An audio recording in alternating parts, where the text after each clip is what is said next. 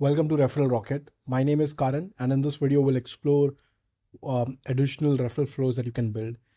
In the last few videos, we saw how the user experience of the referral flow will be like when you select via my website. In this video, let's take a look at what that user experience or referral flow would be when you select via Referral Rocket.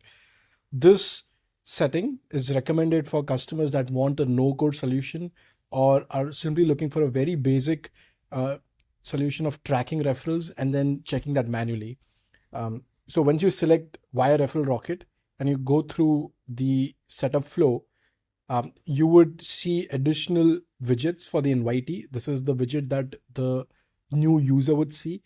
They would see a personalized message when they land on the link saying that you've been referred by XYZ, and you can customize this.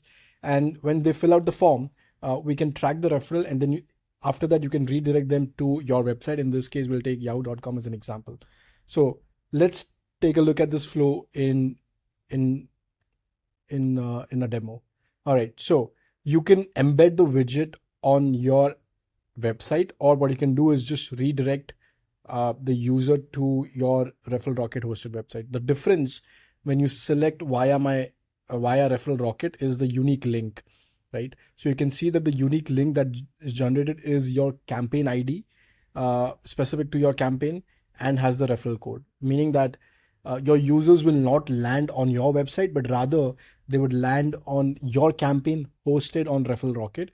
This is a no-code solution, right? And when you use that link, and when I mean that you, as in when the user, the new user uses that link, let me just copy that in my URL over here. The new user lands on the same form, but has a personalized message, right? So let's add the user's name and let's copy that. And when they click continue, they'll be redirected to your actual website. In this case, I've just used yahoo.com, right? If you go back to the actual campaign and let's dive into the details, you can see the referral being captured, right? So we had added June 13th as the new referral, which was added by this user. So the referral tracking is captured. Now, one of the things that's missing is the reward, right? Because as long as you are connected to Stripe or PayPal or another payment provider that we support, anytime this user makes a payment, it will be tracked. If you're not using any of the integrations that we support, you can manually just track the payments in your system and qualify the referrer, right? And that way, the referrer will now be eligible for a reward. So if you go into the rewards tab, you can see that this user is eligible for a reward because June 13th made a payment of $100 or purchased something worth $100. So this is the another type of referral flow, very different. Not a lot of coding required in this. So if you have a website that doesn't have a login form, or if you have a very basic service-based website, this is a good solution to implement for your referral flow.